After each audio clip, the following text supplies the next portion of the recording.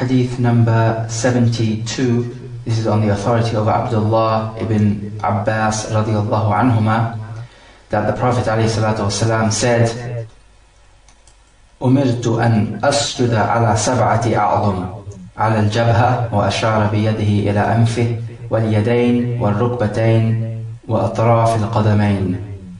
He said that I have been ordered to prostrate on 7 bones. And then he said on the forehead, and he pointed towards the nose, and the 2 hands, and the 2 knees, and the 2 ends of the feet.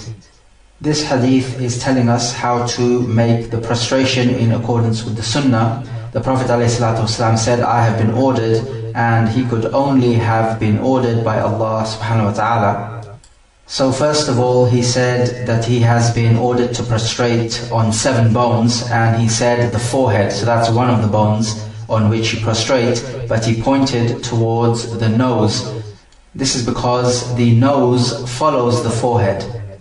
So because of this, some ulama have said that if you were to prostrate on your forehead and not touch the nose, then your prostration will be correct. However, if you were to prostrate touching your nose on the ground and not your forehead, then the prostration will be incorrect and you have to repeat it and do it properly. In any case, the nose and the forehead can be treated as one bone, because if we treat them as 2 different bones, then altogether we will count 8 bones in the narration. Then after that, the 2 hands, the correct way of doing it is to have the palms and the fingers on the floor. If you have just the fingers on the floor, then this is not good enough and is against the sunnah. We also find that you have to have your 2 knees touching the floor and the 2 ends of your feet, these are the balls of your feet, touching the floor, and also make sure that the toes are pointing forward towards the Qibla. This is also from the Sunnah. Just as the fingers of your hands should also be pointing towards the Qibla, and they should be together, so you don't spread your fingers out, but your fingers are together, pointing towards the Qibla. It is also from the Sunnah to have your elbows away from your body, and your upper leg, meaning your thighs, away from your belly, your abdomen, and your lower leg away from your upper leg. This is because the Prophet ﷺ in the Sahih ordered the companions, اعتدلوا في السجود, be upright in the sajda. And he said, وَلَا يَفْتَرِشْ أَحْدُكُمْ ذِرَاعَيْهِ افتراش الكلب, and one of you should not put his arms down on the floor just like a dog does. So you keep your arms up in the sujood and away from your body, so your elbows are spread out. The ulama say that prostrating on a cloth or some sort of barrier is makruh. So your forehead should be on the ground, touching the ground or the carpet of the masjid. But if, for example, you are praying outside and it is extremely hot, and the ground therefore is extremely hot, and it will be difficult to prostrate on a hot ground, then there is no problem in you putting a piece of cloth or something to prevent your head from touching the ground in this case. It might also be the case that the ground is thorny or rough, so if you put something down on the ground to prostrate on, then again there is no problem, because there is a need for this. As for when there is no need to put anything on the ground, then this is hated. Note that it is also not permissible to put your forehead on your hands in the position of sajda, but rather the forehead must be on the ground. Hadith number 73. This is on the authority of Abu Hurairah, and it is his statement when he says, كان رسول الله صلى الله عليه وسلم إذا قام إلى الصلاة يكبر حين يقوم. He said that when the Prophet ﷺ stood up for the prayer, he would make the takbir when he was in the standing position. ثم يكبر حين يركع, then he would make the takbir when he would go into ruku'. ثم يقول سمع الله لمن حمده حين يرفع صلبه من الركوع. and then he would say Sami Allahu liman hamida when he raises his backbone from the ruku'. ثم يقول وهو قائم ربنا ولك الحمد. Then he would say whilst in a standing position ربنا ولك الحمد. ثم يكبر حين يهوي. And then when he would go down for the prostration, he would say the takbir. ثم يكبر حين يرفع رأسه ثم يكبر حين يسجد. Then he would say the takbir when he raises his head from the sajda, and then he would say takbir again when he would go down for the second sajda.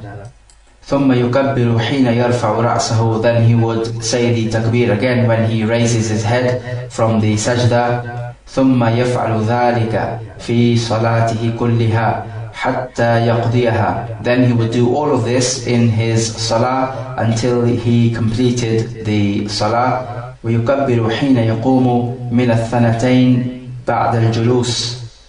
And he would say the takbir when he would get up after sitting down from the first two rak'ah. Hadith number 74. This is on the authority of Mutarrif ibn Abdullah ibn Al-Shakhir. He says, صليت أنا وعمران ibn Husayn خلف Ali ibn Abi Talib رضي الله عنه. He says that I and Imran ibn Husayn prayed behind Ali ibn Abi Talib رضي الله تعالى عنه. فكان إذا سجد كبر. So whenever he made the prostration, he would say the takbir. وإذا رفع رأسه كبر. And when he would raise the head, he would say the takbir. وإذا نهض من الركعتين كبر. And when he would get up after the first two rak'ahs for the third rak'ah, then he would say the takbir. فلما قضى الصلاة أخذ بيدي عمران بن حسين فقال قد ذكرني هذا صلاة محمد صلى الله عليه وسلم. أو قال صلى بنا صلاة محمد صلى الله عليه وسلم. He says that then after the prayer, Imran ibn Husayn took my hand and he said that he reminded me of the prayer of Muhammad sallallahu alaihi wasallam, or he said that he, meaning Ali ibn Abi Talib, prayed the prayer of Muhammad sallallahu alaihi wasallam. These two narrations are talking about saying the takbir when you move from one position to the other. Takbir is of course to say Allahu Akbar. The ruling on saying takbir is that the first takbir, takbiratul ihram, in which you begin your prayer, is a rukn. So your prayer has not begun until you say Allahu Akbar. As for the other takbirat, from going from one position to the other, then the ruling on that is it is wajib, and if you missed out saying it, then upon you is sajda as-sahu. The reason why it is wajib is because it is a continuous sunnah of the Prophet ﷺ and his companions, and he would never leave it out. And he told us, "Sallu kama ra'aytumuni usalli," pray as you see me pray. So therefore, takbiratul intiqal, the takbir from going from one position to the other, is wajib. Some ulama say that the takbiratul intiqal is only sunnah, and if you don't do it, then there is no problem. And they use as their evidence the hadith of the man who came to the masjid and he prayed in a hurried fashion, and he came to the Prophet and said salam, and the Prophet told him to pray because you have not prayed. So he told him to repeat the prayer. So he went and prayed and he came back, and the Prophet replied the same thing. He said, pray again because you have not prayed. And this happened a few times, and the man said, I cannot pray any better than this, so please teach me. And the Prophet ﷺ taught him, and he did not mention saying Allahu Akbar between the positions. The hadith is in the Sahih. However, there are other narrations of this hadith in the Sunan in which the takbiratul intiqal is in fact mentioned, where the Prophet ﷺ tells him to say Allahu Akbar and then go into ruku', and he mentions all the other takbiratul intiqal in the narration. So even though it is not in the Sahih, it is in the Sunan. These narrations teach us that when we are in the moment of changing from one position to the other, then we say Allahu Akbar. So when you are going into ruku', you say Allahu Akbar. And when you are raising up from the ruku', you say Sami Allahu liman hamida. And when you are standing upright and straight, you say Rabbana wa lakal hamd. And as you are moving into the sujood, you say Allahu Akbar. So the point is that as you move from one position to the other, you say Allahu Akbar in this transitory phase. Hadith number 75, this is the narration of Al-Bara' ibn Azib radiyallahu anhuma, when he says, رمقت صلاة مع محمد صلى الله عليه وسلم, I observed the prayer of Muhammad صلى الله عليه وسلم, فوجدت قيامها فركعته فاعتداله بعد ركوعه فسجدته فجلسته بين السجدتين فجلسته ما بين التسليم والانصراف قريبا من السواء.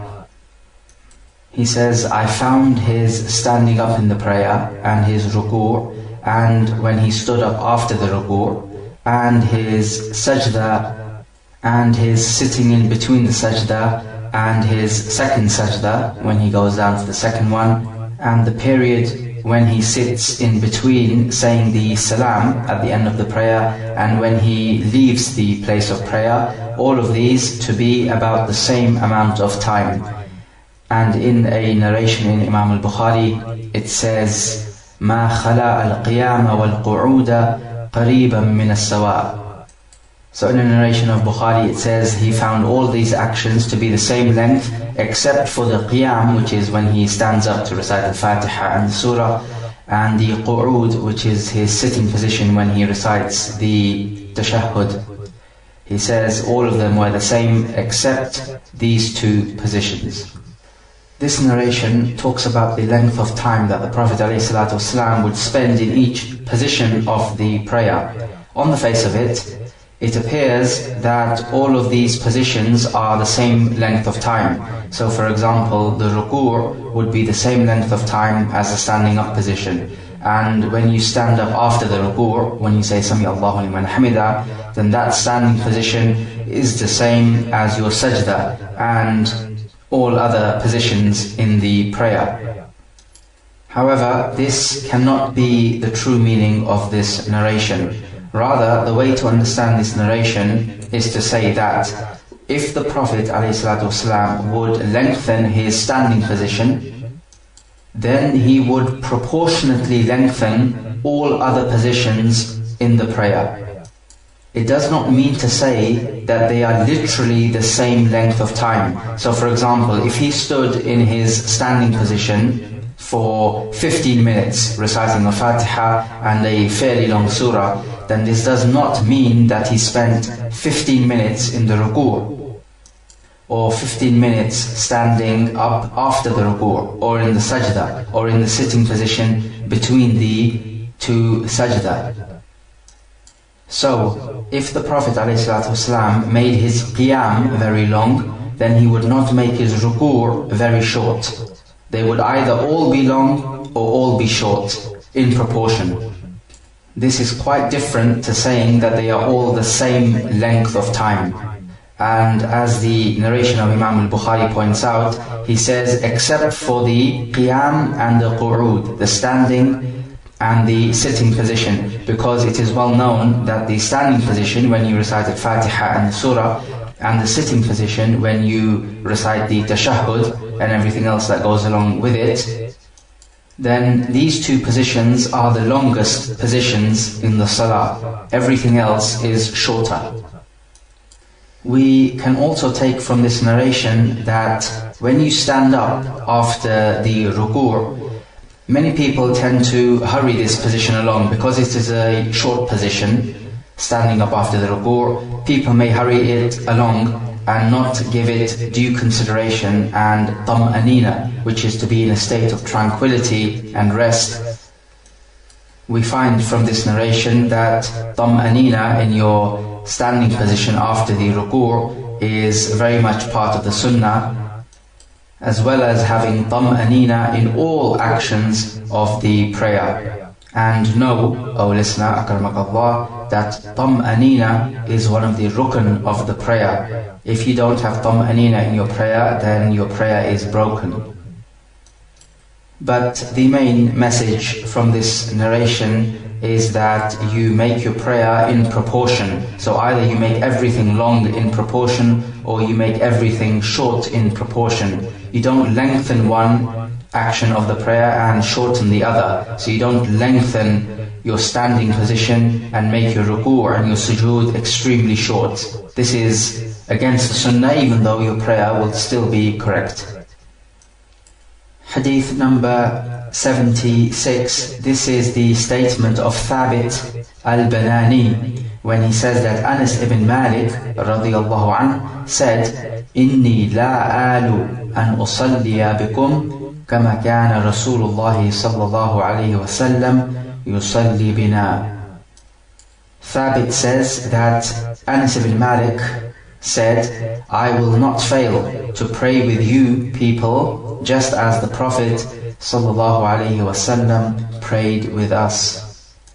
Then Thabit witnessed this prayer of Anas ibn Malik, and he says, فَكَانَ أَنَسْ يَصْنَعُ شَيْئًا لَا أَرَاكُمْ تَصْنَعُونَهُ. He said, Anas did things in his prayer which I do not see you people doing. كان إذا رفع رأسه من الركوع انتصب قائما حتى يقول القائل قد نسي. When he got up from the ruku', he stayed upstanding for so long that somebody would say he has forgotten. وإذا رفع رأسه من السجدة مكث حتى يقول القائل قد نسي. And when he raised his head from the sajda to sit in between the two prostrations, he sat for so long that somebody would say he has forgotten. This narration teaches us how we should be when we raise ourselves from the ruku' and when we raise ourselves from the first sajda, because these are the two positions which people tend to rush. So we understand from this narration that it is legislated to spend a little while in the standing up position after the ruku' and in the sitting position between the two sujood. Both of these positions have legislated adhkar which should be memorized. As for the sitting between the sajda, then it is legislated to say Rabbi ighfirli once, twice or thrice. But once is wajib, so if you don't say it once, then upon you is sajda as-sahu. As for standing up after the ruku', then it is well known that you say Sami Allahu liman hamida, Rabbana wa lakal hamd, as mentioned before, but you can also add to that hamdan kathiran tayyiban mubarakan fih, ملء السماوات وملء الأرض وما بينهما وملء ما شئت من شيء بعد أهل الثناء والمجد أحق ما قال العبد وكلنا لك عبد اللهم لا مانع لما أعطيت ولا معطي لما منعت ولا ينفع ذا الجد منك الجد. And you should be able to find all these adhkar in any good dua book. Notice that in this narration there is some evidence that even in the time of the tabi'in, who are the people after the companions, there was some shortcoming in the prayer.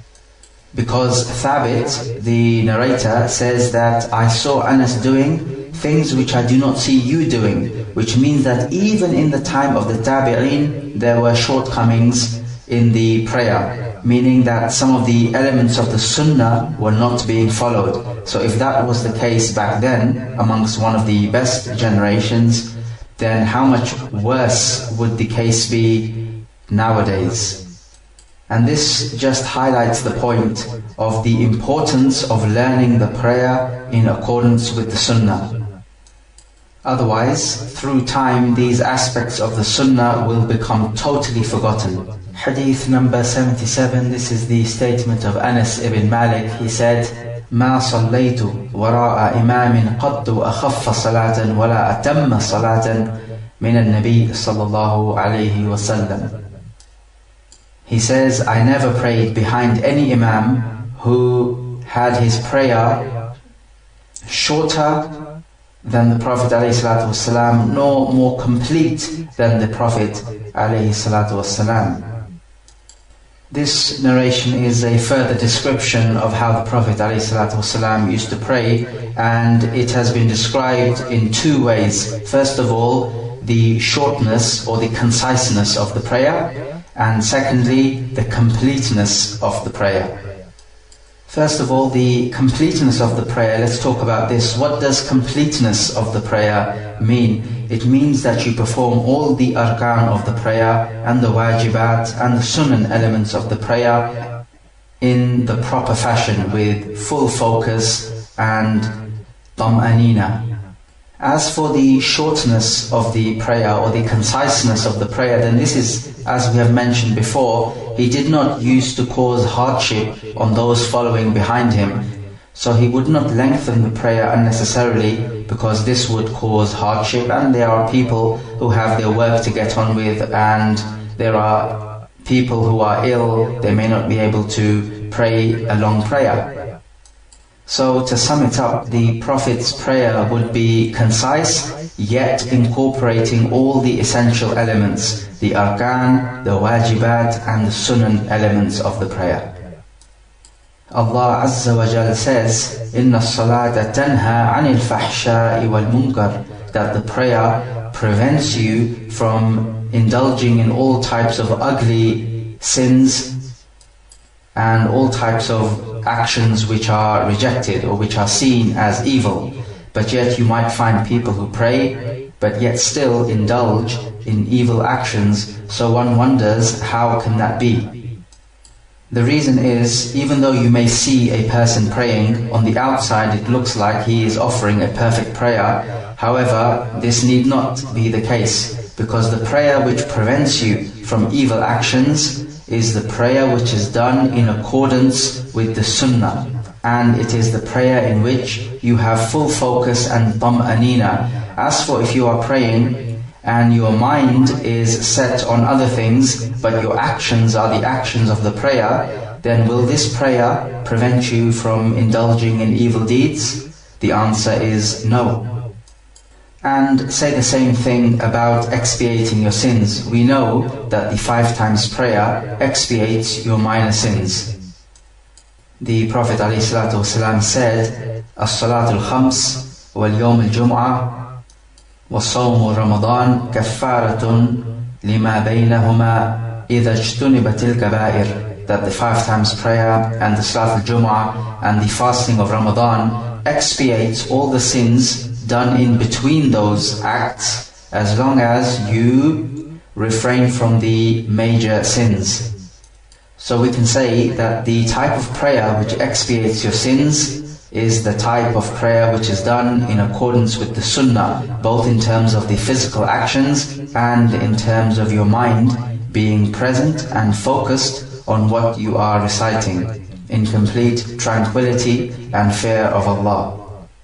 So put simply, your mind and body need to be present and performing the prayer. From this narration we can also take that it is permissible for somebody who is less virtuous to lead someone who is more virtuous than him in terms of taqwa. Because Anas ibn Malik says that I did not pray behind any imam who offered a more complete and concise prayer than the Prophet ﷺ, which implies that Anas ibn Malik was led by other people other than the Prophet. But we know that Anas was more virtuous than most people around him. So we find that a less virtuous Muslim can lead a more virtuous Muslim in the prayer, as long as of course the Imam is a Muslim and not a Kafir. Hadith number 78. This is the statement of Abu Qilaba, Abdullah ibn Zayd al-Jarmi al-Basri. He says, جاءنا مالك ibn al-Huwayrith في مسجدنا هذا فقال إني لأصلي بكم وما أريد الصلاة أصلي كيف رأيت رسول الله صلى الله عليه وسلم يصلي. He said, Malik ibn al-Huwayrith, one of the companions of the Prophet ﷺ, came to us in our masjid, and he said, I will lead you in prayer, even though I don't actually want to intend the prayer itself. I just want to show you how I saw the Prophet ﷺ pray. So Abu Qilaba was asked, how did he, meaning Malik ibn al-Huwayrith, pray? فقال, so Abu Qilaba said, مثل صلاة شيخنا هذا وكان يجلس إذا رفع رأسه من السجود قبل أن ينهض. Abu Qilaba replied, he prayed just like our sheikh, and their sheikh was a man called Abu Yazid.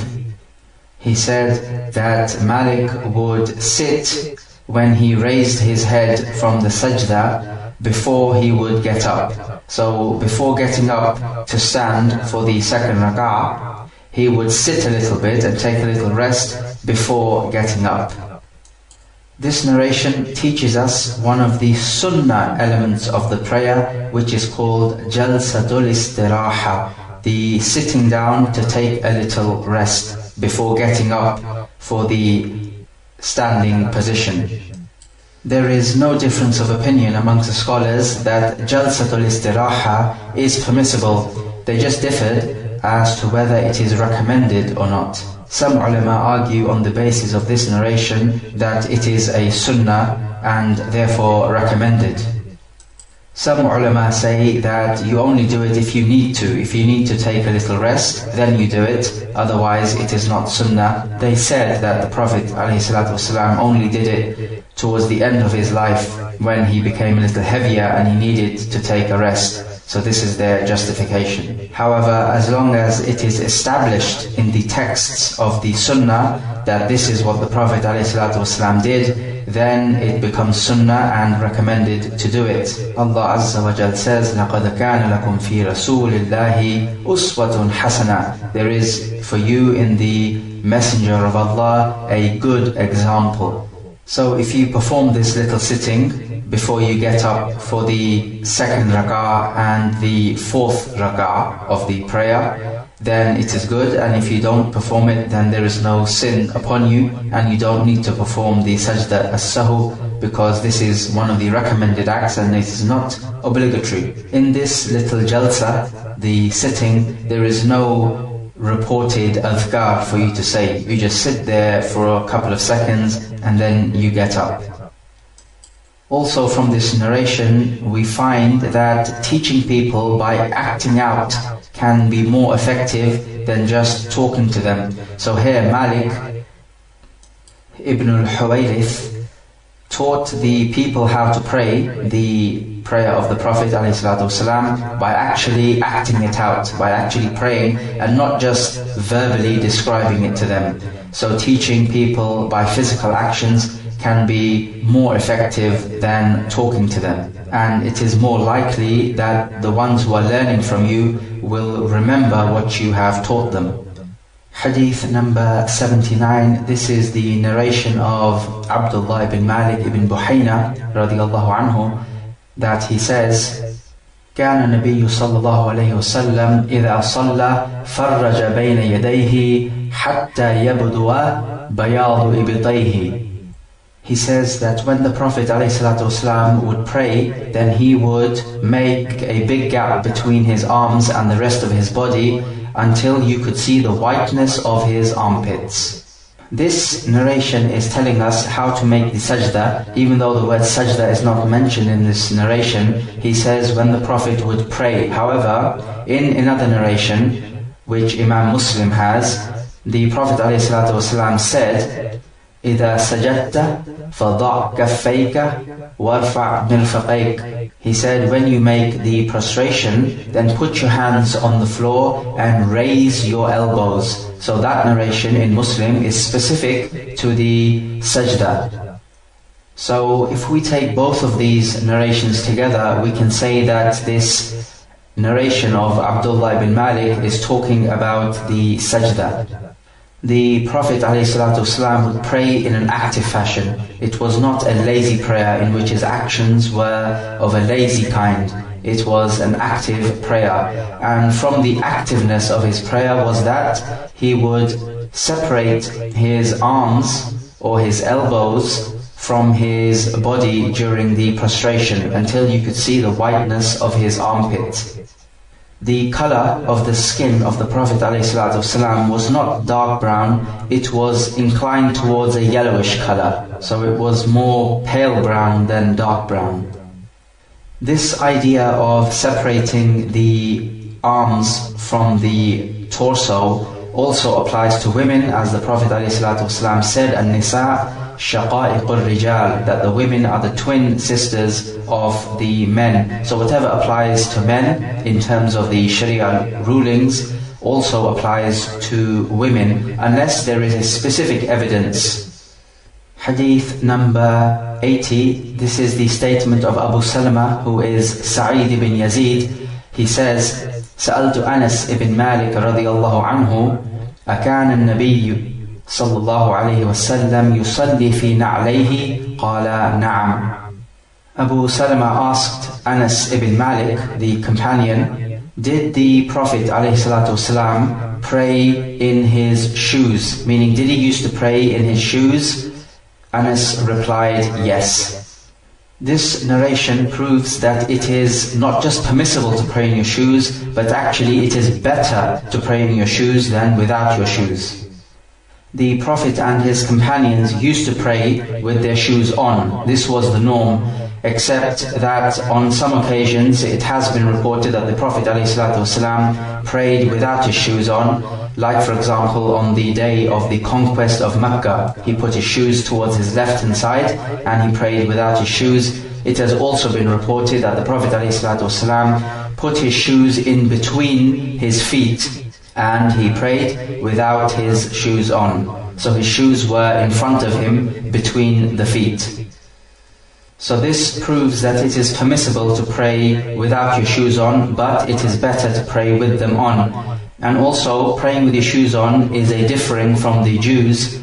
And the Prophet ﷺ said, خَالِفُ الْيَهُودِ فَإِنَّهُمْ لَا يُصَلُّونَ فِي نِعَالِهِمْ وَلَا خِفَافِهِمْ. It is narrated by Abu Dawud that the Prophet ﷺ said, be different from the Jews, because they do not pray with their shoes nor with their khuffain, which is the leather socks.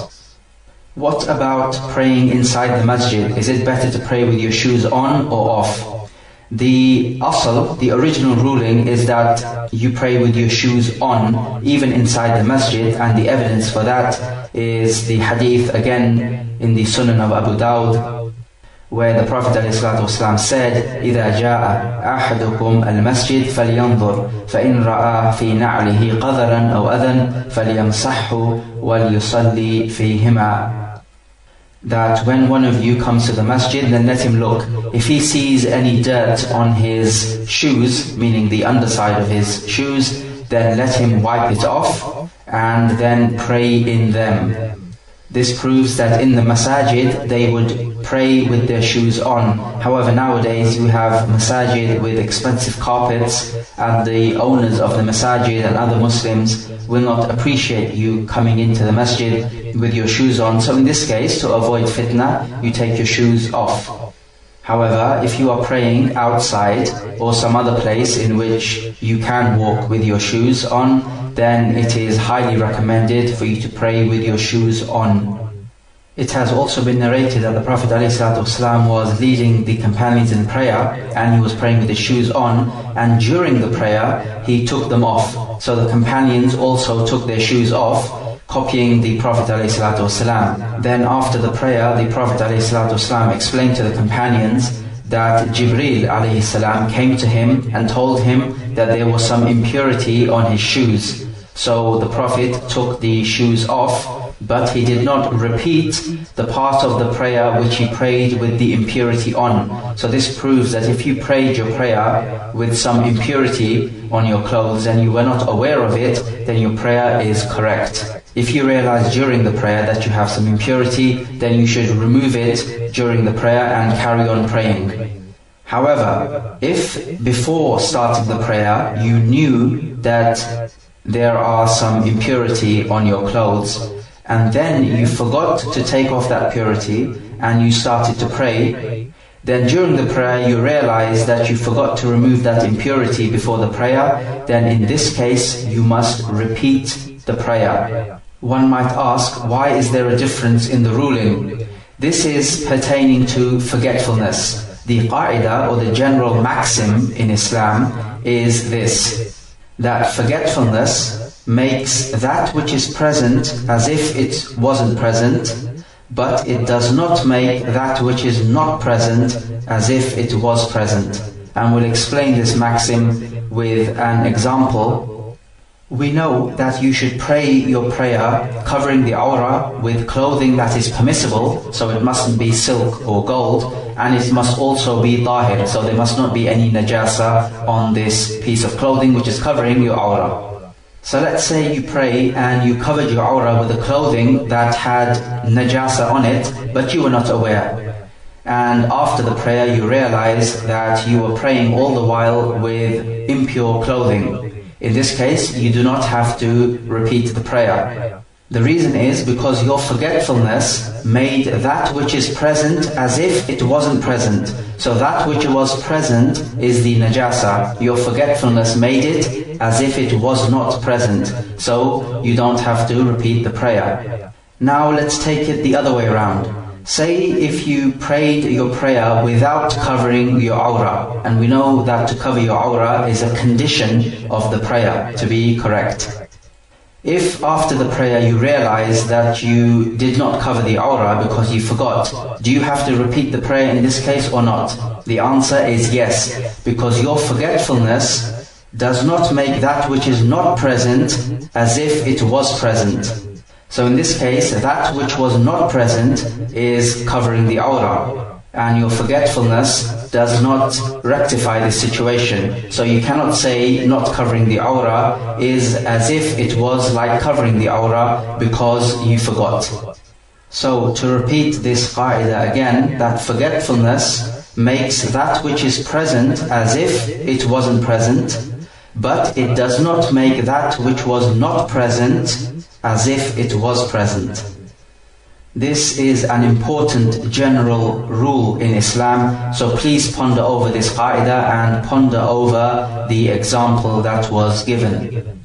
Hadith number 81, this is on the authority of Abu Qatada. It's his statement when he says, أن رسول الله صلى الله عليه وسلم كان يصلي وهو حامل أمامة بنت زينب بنت رسول الله صلى الله عليه وسلم لأبي العاص ابن الربيع ابن عبد الشمس فإذا سجد وضعها وإذا قام حملها. He says that the Prophet ﷺ would pray whilst holding up Umama, the daughter of Zainab, who was the daughter of Rasulullah sallallahu alayhi wasallam. And this girl Umama was the daughter of Abu al-As ibn al-Rabi' ibn Abd al-Shams, the husband of Zainab. So when the Prophet ﷺ made the sajda, he put his granddaughter down on the floor, and when he got up, he took hold of her and started to carry her again. This narration tells us that we are allowed to make certain actions which are outside the prayer if it is for some benefit. Some people have said that these actions which are outside the prayer, in this case holding the little baby, was specific to the Prophet ﷺ alone and not for the rest of the ummah. But this reasoning is clearly false. Why? Because these actions which are not pertaining to the prayer itself are deficiencies in the prayer. They are not perfection of the prayer, they are the opposite, deficiency. So how can you say that a deficient action is specific for the Prophet but not for the rest of the ummah? Any act of perfection, then the Prophet ﷺ is more worthy to it than we are. Some ulama said that you can carry the baby if there is a particular need to carry a baby. However, in the house of the Prophet ﷺ, there were women who could have done the job of carrying the baby, but yet still the Prophet ﷺ carried it. So we can say that the Prophet ﷺ carried his granddaughter during the prayer to show that it is permissible to do such a thing. And from this it becomes known that it is permissible, if needed, to carry the mushaf in the prayer if you have to read from it. Even though it is not the sunnah, but if you need to do so, then it is permissible. In relation to this narration, it has also been reported that the Prophet ﷺ during his prayer opened the door for Aisha to come in, and he also prayed on the mimbar. And as mentioned before, he took hold of Ibn Abbas and moved him from his left to his right when he was praying the night-time prayer. All of these actions are not pertaining to the prayer itself. However, if you have to do them for a benefit, then there is no problem in this. So we can say that actions not pertaining to the prayer, if done on a small scale, then it doesn't harm the prayer.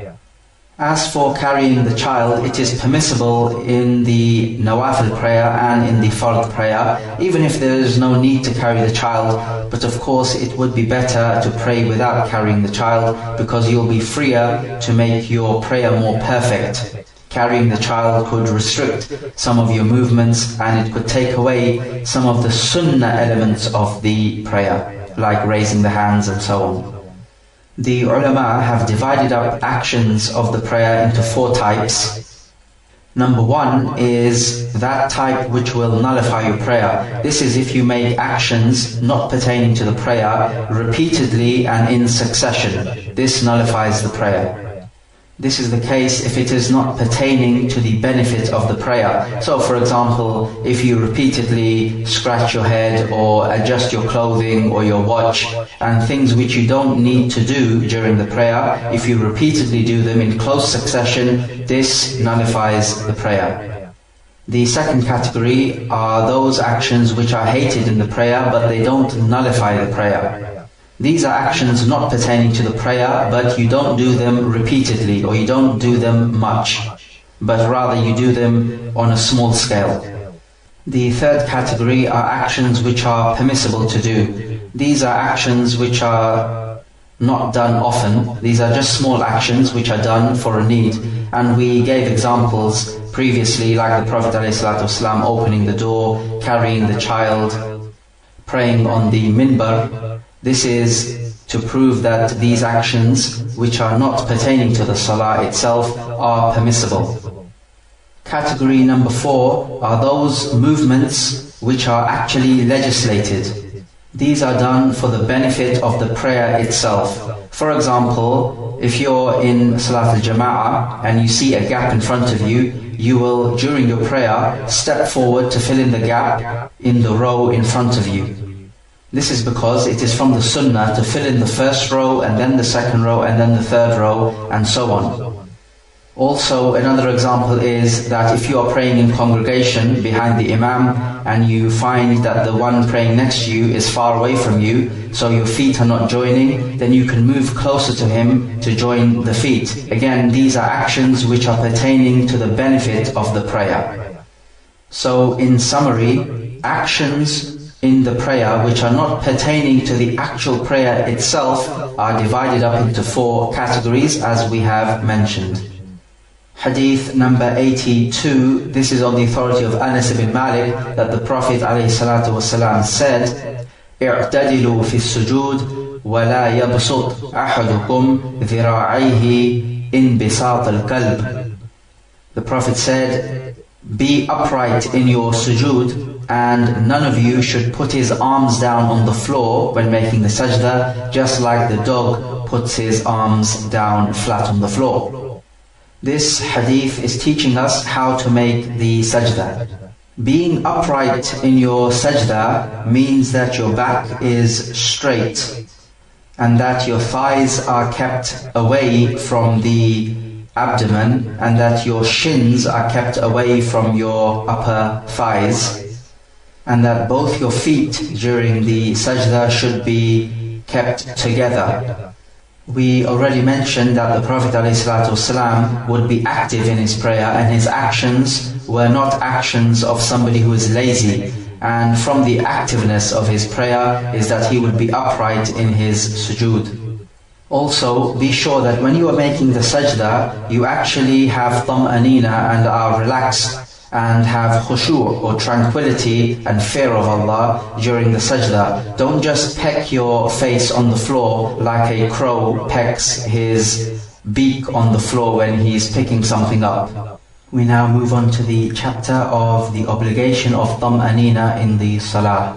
Tam'anina means tranquility, so this is the chapter dealing with tranquility in the prayer, in your actions. Hadith number 83, this is on the authority of Abu Hurairah radiyallahu ta'ala anhu.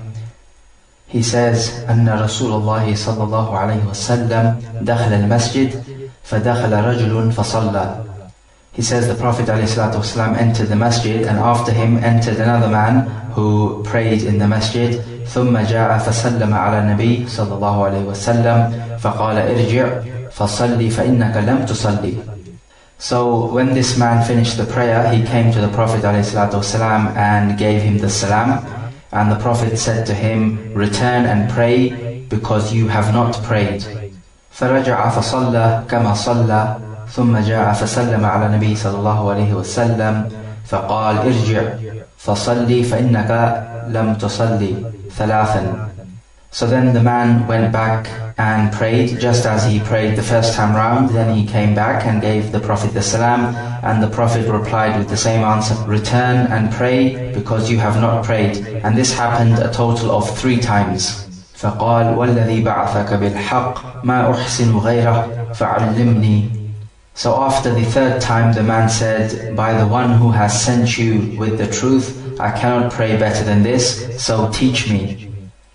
فقال إذا قمت إلى الصلاة فكبر ثم اقرأ ما تيسر معك من القرآن ثم اركع حتى تطمئن راكعا ثم ارفع حتى تعتدل قائما ثم اسجد حتى تطمئن ساجدا ثم ارفع حتى تطمئن جالسا وافعل ذلك في صلاتك كلها.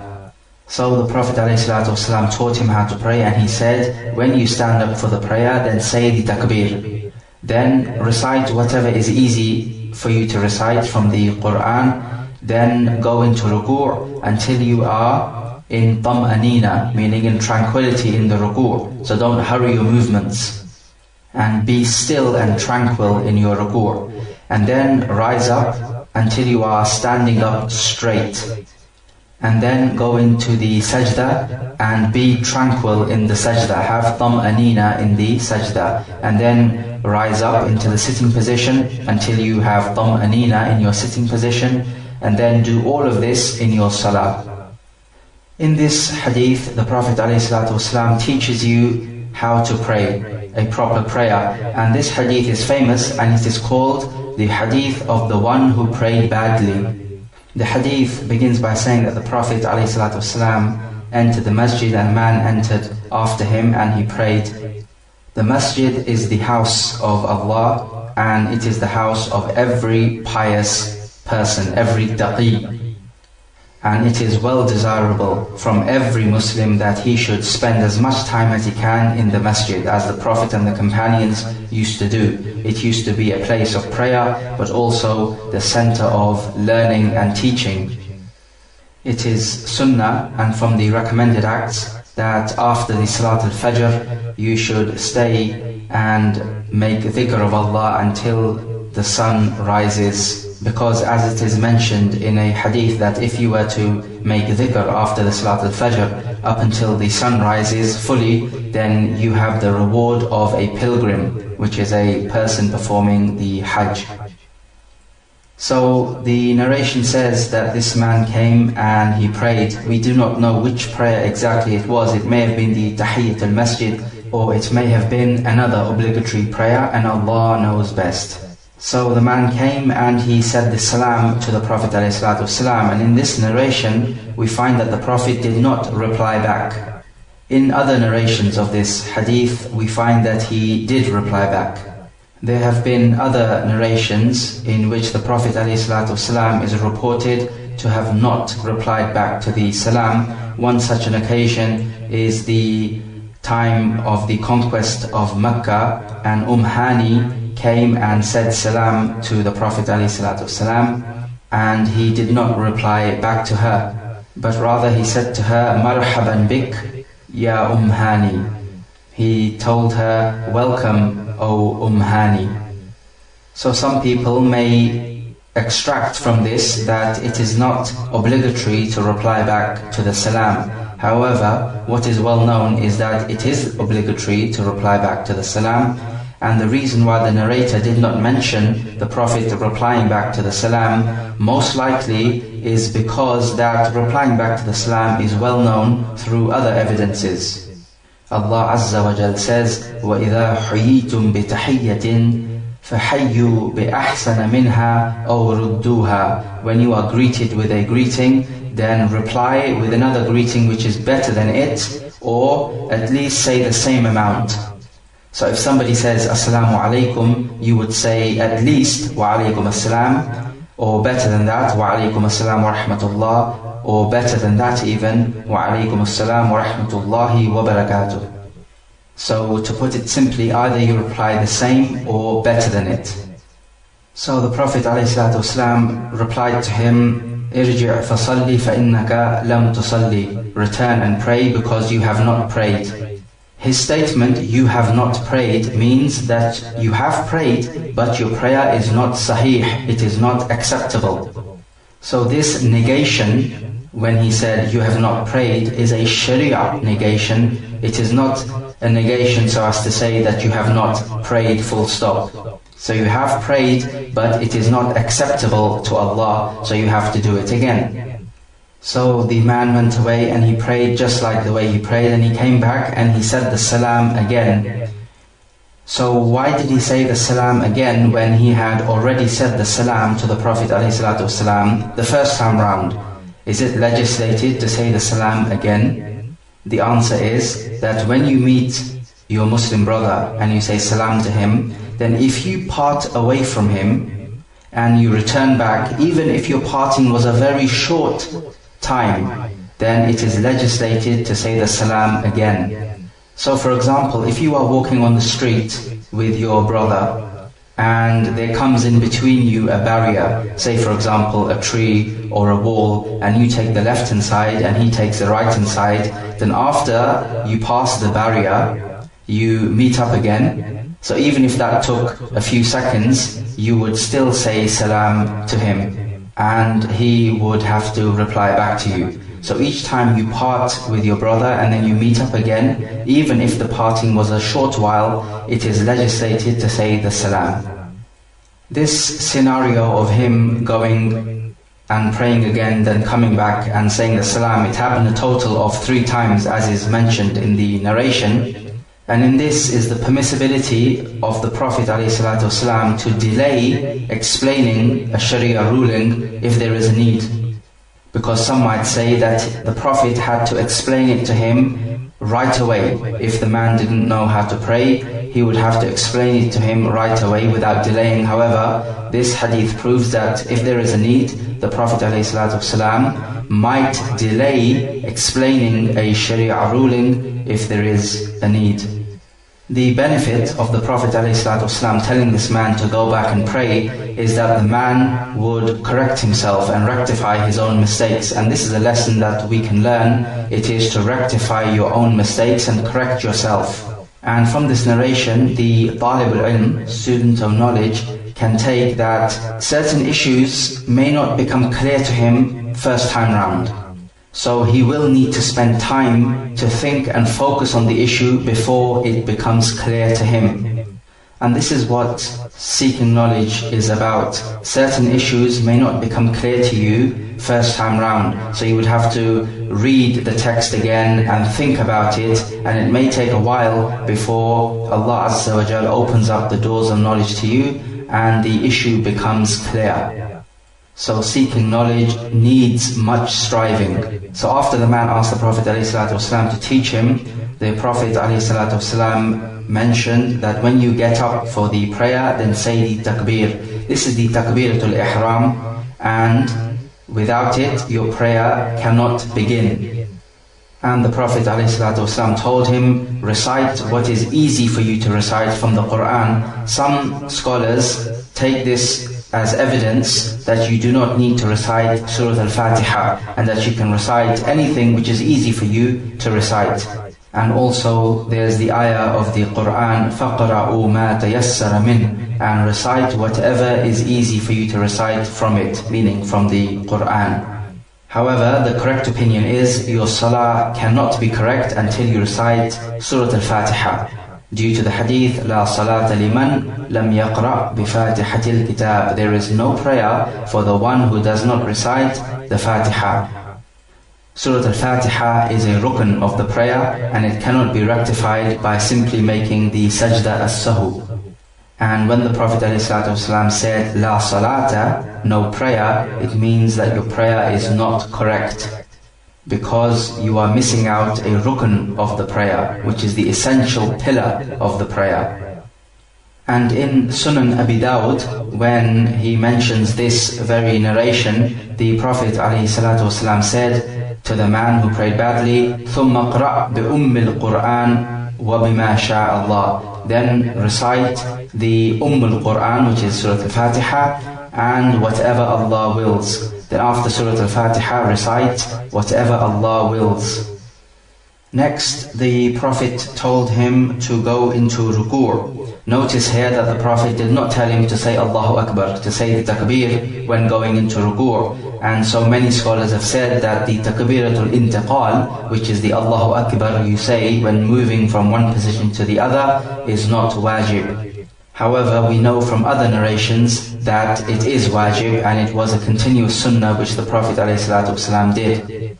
So, upon this, if you do not say takbiratul intiqal from moving from one position to the other, then upon you is sajda as-sahu.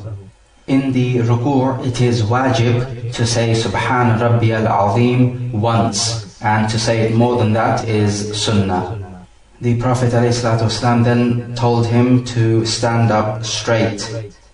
This is when he says Sami Allahu liman hamida Rabbana wa lakal hamd, and it is sunnah to raise your hands up to the shoulders.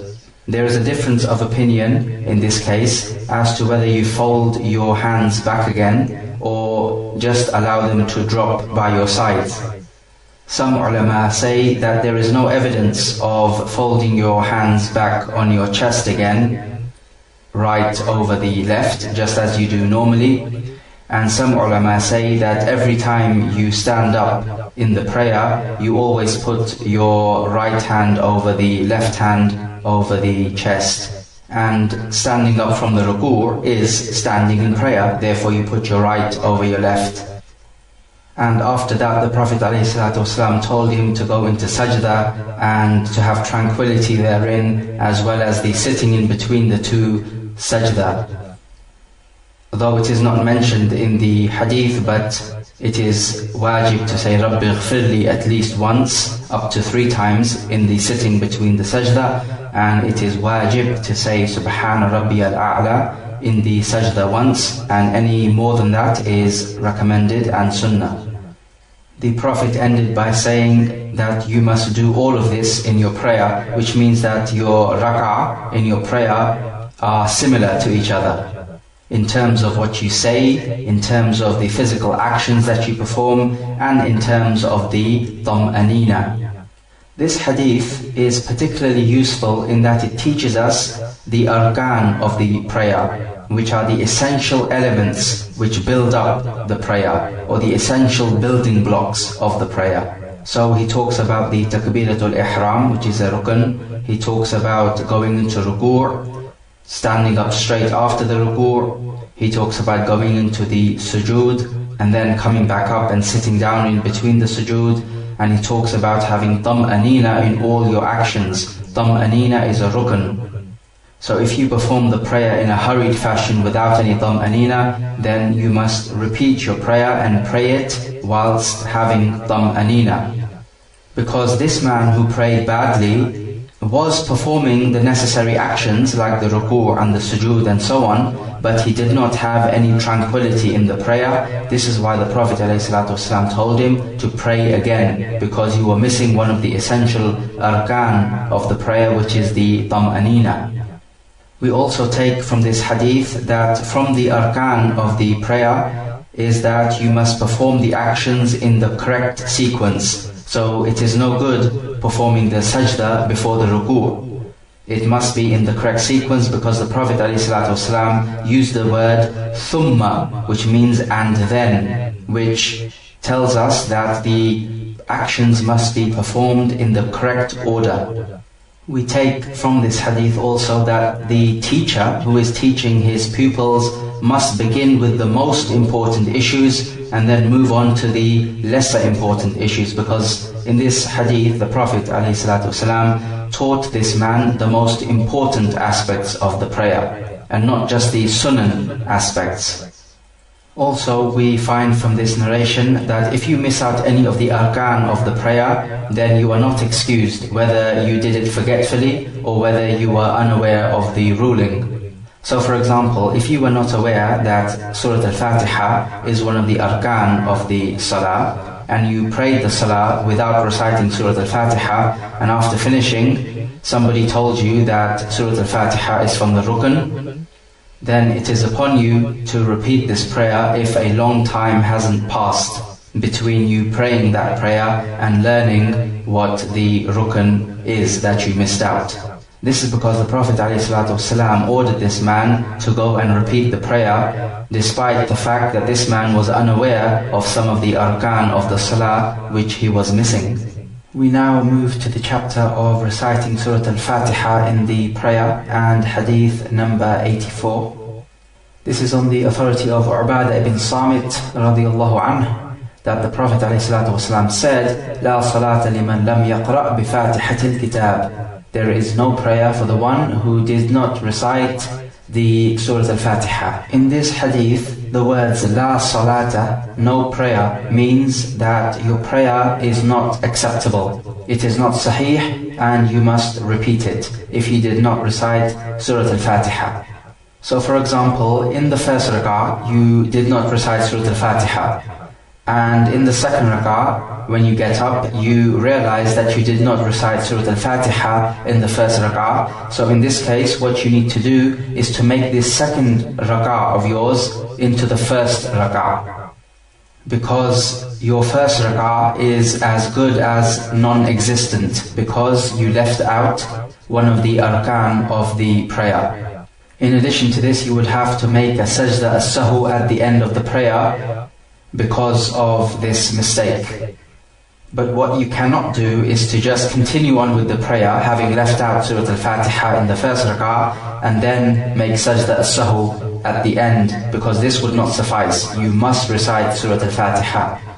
On this issue, there is a difference of opinion when you are being led by an imam in the prayer which is recited out aloud.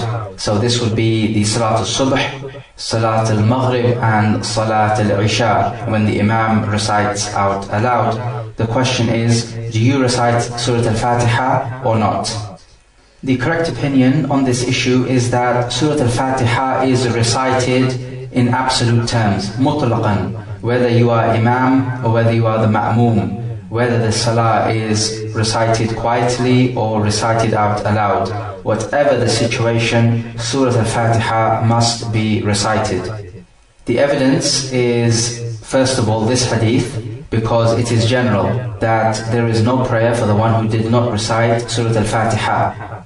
So this is in absolute terms, and it applies to everyone who is praying. There is also a narration which Imam Muqbil Al-Wadi'i has graded to be sahih, in which the Prophet ﷺ said, لَعَلَّكُمْ تَقْرَؤُونَ خَلْفَ الْإِمَامِ وَالْإِمَامُ يَقْرَؤُ. That the Prophet ﷺ said, perhaps you people recite behind the Imam when the Imam is reciting. قَالُوا إِنَّا لَنَفْعَلُ ذَلِكَ. They said, yes, we do that.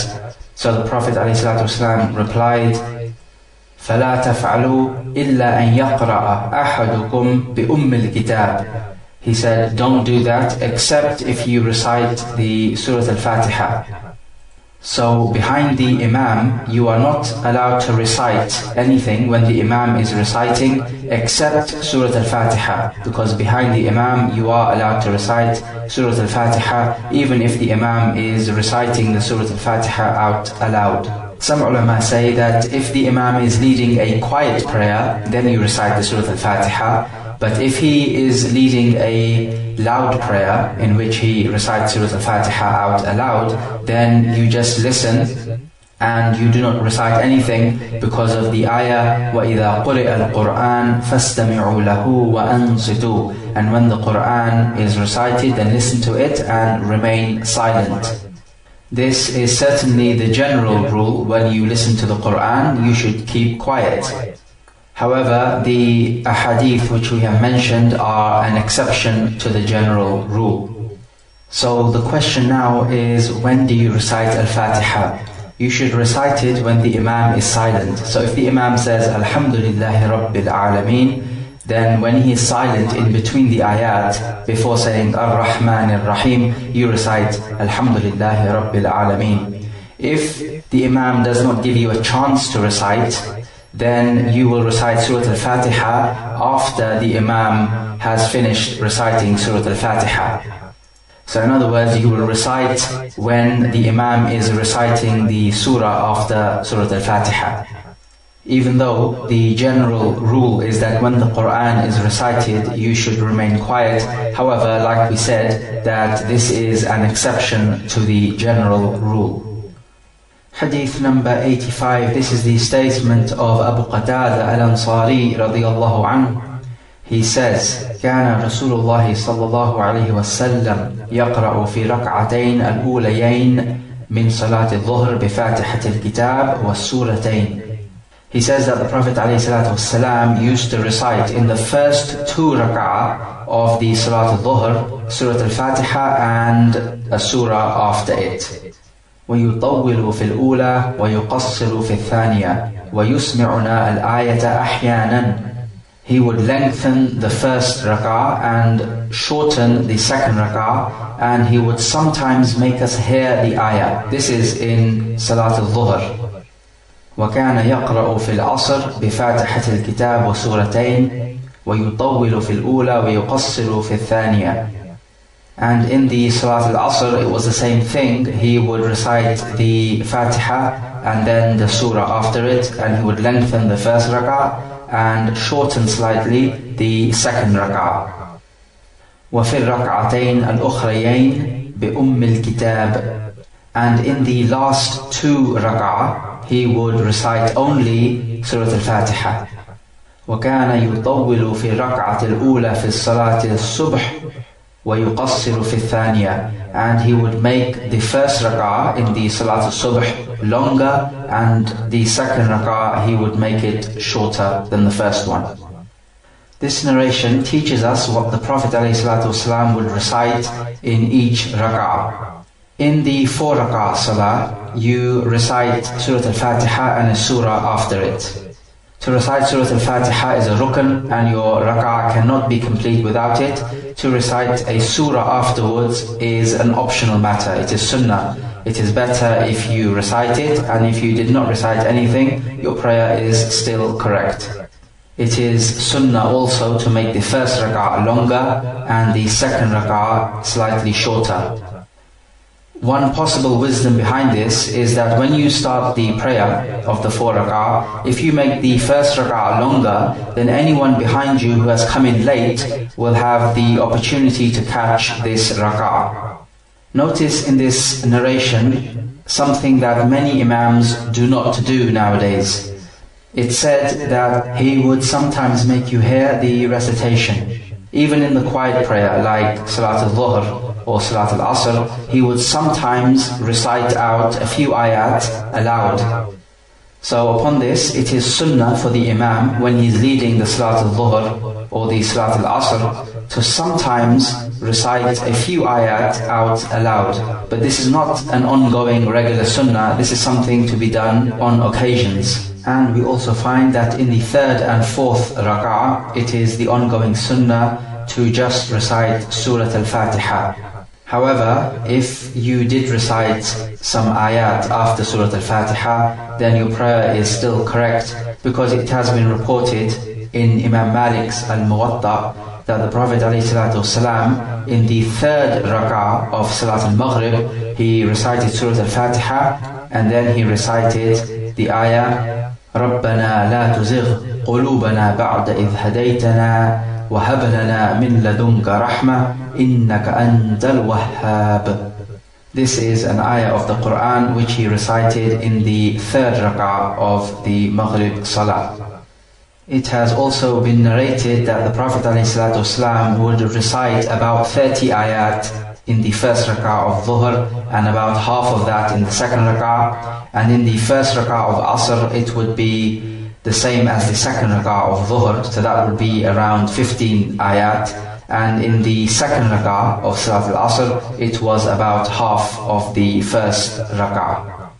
We also take from this narration that Salat al-Dhuhr and Salat al-Asr are quiet prayers, so you recite quietly and not out aloud. At this point, take note that whenever you recite anything in the prayer, you should make yourself hear it. So even in the quiet prayers, recite out aloud just enough so you can hear yourself. Because your recitation can only be a recitation if you recite it out aloud enough that you can hear it. Otherwise, it will just be a thought in your mind. It is also sunnah to move your lips when reciting, because this has been reported in Sahih al-Bukhari that the Prophet ﷺ would recite and his beard would be moving, which means that he would move his lips as he recited. So make sure that you are not standing like a motionless statue in your prayer, and that you are moving your mouth as you recite, and you can slightly hear yourself when you are reciting in the quiet prayers, which are the Salat al-Dhuhr and Salat al-Asr. This is important because you have to recite the ayat and not just think of the ayat in your mind. The same goes with all types of adhkar in the prayer. Hadith number 86. This is on the authority of Jubair ibn Mut'im, and it is his statement when he says, سمعت النبي صلى الله عليه وسلم يقرأ في المغرب الطور. He says, I heard the Prophet ﷺ reciting Surah At-Tur in Salat al-Maghrib. Jubair ibn Mut'im radiallahu anhu says that when he heard this Surah At-Tur being recited, it was the first time he felt Iman enter his heart. This goes to show the difference between the hearts of the companions, which were soft and responsive to the speech of Allah subhanahu wa ta'ala, and the hearts of the Muslims today. When they hear the words of Allah recited, it is as if they are hearing just any other words. You don't see these words having an effect on them. This is because their hearts have been hardened.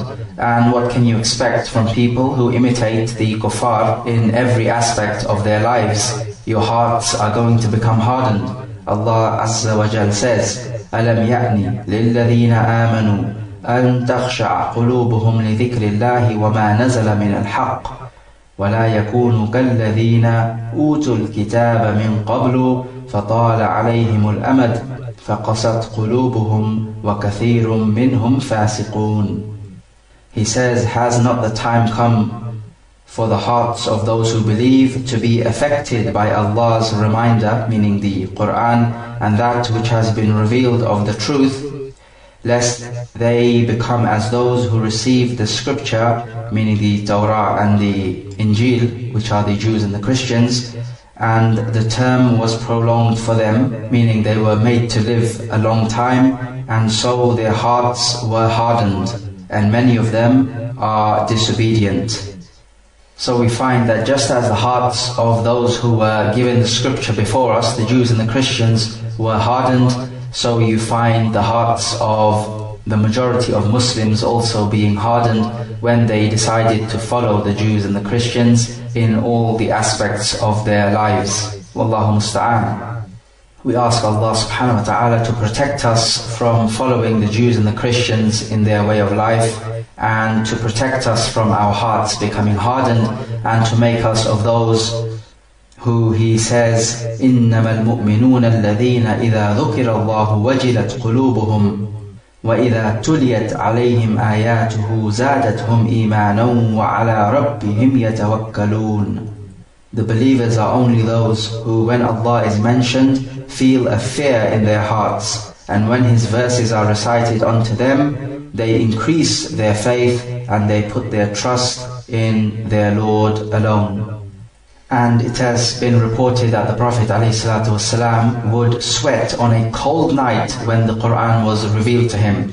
Despite it being a cold night, he would still sweat because of the gravity of the speech of Allah and how serious it was. Allah subhanahu wa ta'ala says, إِنَّا سَنُلْقِي عَلَيْكَ قَوْلًا ثَقِيلًا. We shall bring down to you a heavy word.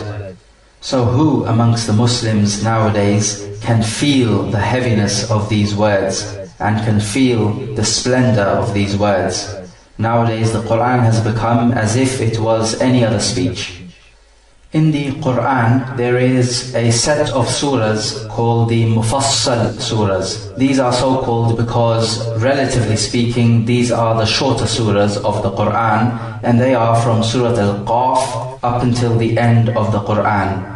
They are further divided up into three categories, which are the long ones, the middle ones, and the short ones. So the long ones from the Mufassal, which are called the Tiwal al-Mufassal, the long surahs from the Mufassal surahs, are from Surah Al-Qaf up until Surah Al-Mursalat, all inclusive. The medium-sized surahs are from Surah Al-Naba up until Surah Al-Layl, all inclusive, and the shorter ones from the Mufassal surahs are from Surah Al-Duha up until Surah Al-Nas, inclusive.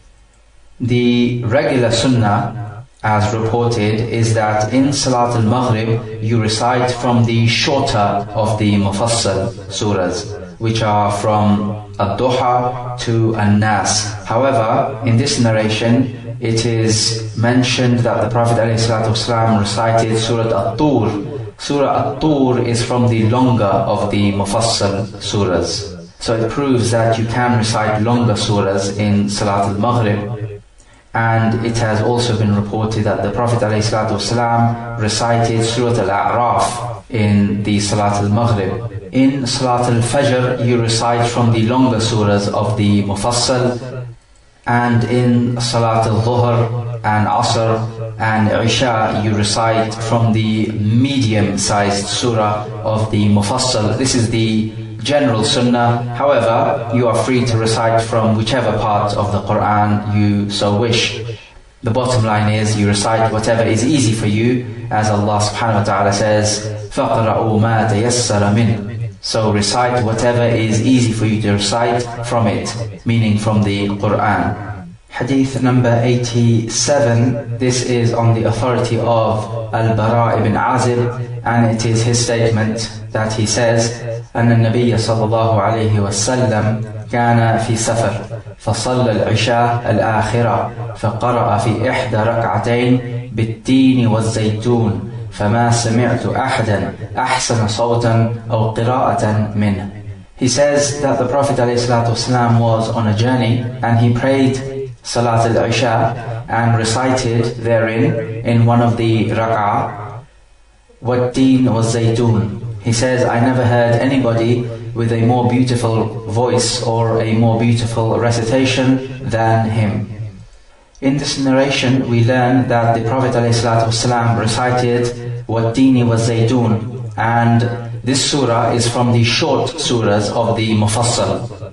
And we previously said that normally in Salat al-Isha the medium surahs from Surah al-Mufassal are to be recited. However, The Prophet ﷺ, as mentioned, was on a journey, and therefore one can understand that he might want to lighten the prayer. Being on a journey is burdensome as it is, so lightening the prayer by shortening it and reciting short surahs or ayat will relieve the burden of you. In this narration, there is also evidence that when you recite the Quran, you should recite it with a beautified voice. As the Prophet ﷺ also said, لَيْسَ مِنَّا مَنْ لَمْ يَتَرَنَّمْ بِالْقُرْآنِ. He is not from us who does not beautify his voice when he recites the Quran. Beautifying the voice in the Quran does not mean that you sing the Quran. It just means you recite the Quran using the rules of tajweed and beautifying the voice. You don't exaggerate in this such that you are actually singing the Quran, just like a normal song or a nasheed. The reason for beautifying the voice when reciting the Quran is that it will have an effect on your heart and the hearts of those who are listening. Because when the words of guidance, of divine guidance, are combined with a beautiful voice, then this is the perfect combination to affect people's hearts. And it also enables them to ponder over the ayat and their meanings. Hadith number 88. This is on the authority of Aisha radiallahu anha. She says, أن رسول الله صلى الله عليه وسلم بعث رجلا على سرية فكان يقرأ لأصحابه في صلاتهم فيختم بقل هو الله أحد. She said that the Prophet ﷺ sent an army detachment and he appointed a leader over this attachment.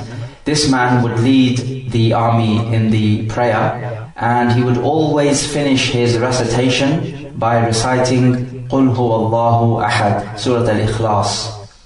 فلما رجعوا ذكروا ذلك لرسول الله صلى الله عليه وسلم فقال سلوه لأي شيء يصنع ذلك. So when the detachment returned, they mentioned this to the Prophet ﷺ, and the Prophet said to them, ask him, why did he do this? فسألوه فقال لأنها صفة الرحمن عز وجل فأنا أحب أن أقرأ بها. فقال رسول الله صلى الله عليه وسلم أخبروه أن الله تعالى يحبه. So they asked him, and he said, because it is the description of Ar-Rahman, of Allah Azza wa Jal, and I love to recite it. So the Prophet ﷺ said, inform him that Allah Ta'ala loves him. This narration is a famous example of Sunnah Taqreeriyah. There are different types of Sunnahs. One is a Sunnah which is Sunnah Fi'liyah, an action Sunnah. This is where the Prophet ﷺ would do a physical action without saying anything. Another one is a Sunnah Qawliyah, where the Prophet ﷺ would order people to do something or forbid them from doing something. Using his voice, he would use statements to express this Sunnah. So the first is pure action, the second is pure words, and there is also a third type which is Sunnah Taqreeriyah, which is when he acknowledges something. So in this case we find that the man would end his recitation in the second rak'ah by always reciting قُلْ هُوَ اللَّهُ أَحَدٌ. The companions praying behind him did not recognize this to be a sunnah, and they recognized this to be something new. So this is why they went and asked the Prophet ﷺ about it. So when the Prophet was told that he recites this surah because he loves this description of Allah, then the Prophet replied, tell this man that Allah loves him. So the Prophet ﷺ has acknowledged this action which the man did. So this means that if somebody nowadays was to do something similar, then we cannot rebuke him for not following the sunnah, because there is a basis for this action. Even though the Prophet ﷺ did not do this himself, and neither did he order anybody to do it. So therefore, upon this, it is better not to do it. However, if somebody did perform this action, then we cannot rebuke him because there is a basis for it. There are also other examples of sunnah taqreeriyah, like for example the one where Abu Sa'id radiallahu anhu performed ruqya on a man who was stung by a scorpion by reciting Surah Al-Fatiha. When the Prophet ﷺ was told about this, he acknowledged this action and he said that Surah Al-Fatiha is indeed a ruqya. Another example of this is when Allah gives His acknowledgement, as Jabir ibn Abdullah said that they used to practice al-azl during the time when the Quran was being revealed. Al-azl is coitus interruptus, and he says that the Quran did not prohibit us from doing this. Going back to this main hadith, one might ask, how is it that this Sahabi performed an act of worship without there being any evidence from the Prophet ﷺ? We say that the Sahaba were the best of mankind after the Prophets, and they would do certain actions hoping that Allah will bring down something to back them up. Or if what they were doing is wrong, then Allah will send down a revelation telling them that this action is wrong. This was specific to the time when the revelation was coming down. However, nowadays, can somebody use this as an evidence to say that he wants to make up a new act of worship because he loves Allah or the Messenger? The answer is definitely not, and it would be a bid'ah, because the time of revelation has stopped, and so there would be no way of knowing whether Allah would approve of this action or not. Therefore we say that when it comes to acts of worship, we stop where the Prophet ﷺ stopped, and we do not increase and we do not decrease. The man stated that this surah, Qul Huwallahu Ahad, is the description of Ar-Rahman. Surah Al-Ikhlas is completely talking about Allah and describes Him and who Allah is. In virtue, it has been narrated that it is worth a third of the Quran. The Prophet asked his companions once, who is able to recite the whole Quran in one night? Then they replied, who could possibly do that? He said that Surah Al-Ikhlas is worth a third of the Quran. So you recite it 3 times, it would be in terms of reward as if you have recited the whole Quran. And this is yet another example where Allah subhanahu wa ta'ala makes it so easy for us to gain reward, and He rarely gives it to us on a plate. But will you find anyone nowadays who will take it? In this narration, we therefore find the virtue of Surah Al-Ikhlas by way of Sunnah Taqreeriyah.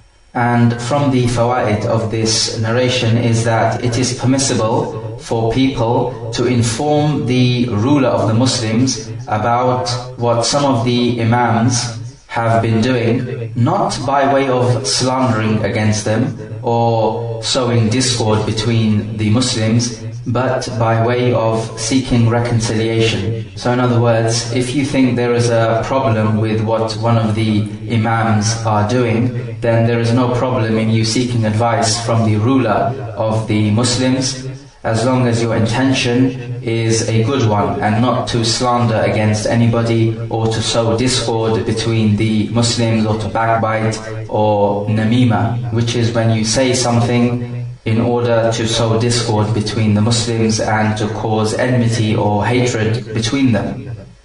And also from the fawaid of this narration is the famous statement of the scholars, Al-Jaza min jins al-amal, that your reward is of the same type as your actions. Because here we find that this man recited Surah Al-Ikhlas because he loved Allah. So the Prophet said to his companions, tell the man that Allah loves him. He loves Allah, Allah loves him. Your reward is of the same type as your actions. There are many examples of this in the Quran and the Sunnah, like for example Allah subhanahu wa ta'ala saying, Ya ayyuhalladhina amanu, in tansurullaha yansurkum wa yuthabbit aqdamakum. O you who believe, if you help Allah's cause, He will help you and make your feet firm. He says, فَاذْكُرُونِي أَذْكُرْكُمْ. So remember me, I will remember you. The Prophet ﷺ said, Wallahu fi awni al-abd ma kana al-abd fi awni akhi, that Allah will help and assist a slave as long as that slave assists his brother. We would just like to repeat and emphasize here that it is better for you not to do as the man did in this narration, because Allah subhanahu wa ta'ala chooses the best for the Prophet ﷺ. And seeing as though the Prophet did not do what the man did, nor ordered us to do what the man did by reciting Surah Al-Fatiha always, then it is better to leave this action out. However, if you find somebody doing it, then he is not to be rebuked as if he is doing some sort of bid'ah. Hadith number 89, on the authority of Jabir ibn Abdullah radiyallahu anhu. He says that the Prophet ﷺ said to Mu'adh ibn Jabal, لولا صليت بسبح اسم ربك الأعلى والشمس وضحاها والليل إذا يغشى فإنه يصلي وراءك الكبير والضعيف وذو الحاجة. He told Mu'adh, why don't you pray سبح اسم ربك الأعلى or والشمس وضحاها or the surah والليل إذا يغشى, because behind you there are those who are the elderly and the weak and those who have some need to attend to. There is a story behind this narration. It is that Mu'adh ibn Jabal would pray Salat al-Isha behind the Prophet ﷺ, and then he would go and lead his own people in Salat al-Isha. It would be his nafilah and the people's fard prayer in this Salat al-Isha congregation. Mu'adh radiyallahu anhu started to recite Surah Al-Baqarah when he was leading the prayer in front of his people. And this was very long for the people to follow. So from the congregation there was a man who left the congregation and went and prayed by himself. The news reached Mu'adh ibn Jabal, and he claimed that this man was a munafiq for doing what he did, meaning for leaving this jama'ah. This man, being obviously very upset by these comments, as no Muslim likes to be called a munafiq, Allah subhanahu wa ta'ala says, إِنَّ الْمُنَافِقِينَ فِي الدَّرْكِ الْأَسْفَلِ مِنَ النَّارِ وَلَن تَجِدَ لَهُمْ نَصِيرًا. That the munafiqun will be in the lowest depths of the hellfire, and you will not find for them anyone to give them help. So this man came and complained to the Prophet ﷺ that he was being accused of being a munafiq. This accusation angered the Prophet ﷺ, and he told Mu'adh ibn Jabal, أَفَتَّانٌ أَنْتَ يَا مُعَاذ, are you putting the people to trial, O Mu'adh? And he went on to state the narration which we have just stated. As he told Mu'adh ibn Jabal to recite shorter surahs in the prayer when he is leading, and he gave the justification for this, because behind you there is the elderly, the weak, and those who have a need to attend to. The wisdom behind reciting shorter surahs when you are leading the people in prayer, especially when there are weak and elderly people and those who have a need, is that if you were to recite long surahs, it would put the people off and it will make them hate coming to the congregational prayer. So without knowing it, you're actually discouraging people from an act of worship to Allah subhanahu wa ta'ala. And this is a big matter. It is fitna, a trial or a tribulation. And Allah subhanahu wa ta'ala says, وَالْفِتْنَةُ أَشَدُّ مِنَ الْقَتْلِ. And fitna is worse than killing. Why is it worse? Because being killed, you can still enter paradise. Because of fitna, you could end up leaving the religion and ending up in hellfire forever. So it is quite clear to see that fitna is more severe than killing. You would rather die than leave your deen. From this narration we can take that it is highly recommended for the Imam to know who he is leading, because if he is leading the weak or the elderly, then it is upon him to make short recitations in the prayer. If he is leading people who he knows will be able to stand for a longer recitation, then there is no problem in him reciting longer. If he is unsure about the people who he is leading, then it is best to be on the safe side and make shorter recitations. Also from the fawaid of this hadith is that when you are leading a people in any matter of life, then you do it with gentleness. This way it is more likely that people will like you and will follow your orders. Allah Azza wa Jal says about the Prophet ﷺ, وَلَوْ كُنْتَ فَضًّا غَلِيظَ الْقَلْبِ لَمْ فَضُّوا مِنْ حَوْلِكَ. And if you had been coarse and harsh-hearted, they would have dispersed away from you. And from the fawaid of this narration is the good teaching methods of the Prophet ﷺ. Look how he taught Mu'adh ibn Jabal to do the right thing. He did not order him forcefully to recite those surahs which he mentioned. He asked him, why don't you recite such and such surahs? He just displayed these surahs in front of him so Mu'adh can make up his own mind and decide. Meaning to say that the Prophet ﷺ was not forceful on Mu'adh as he guided him to the right way.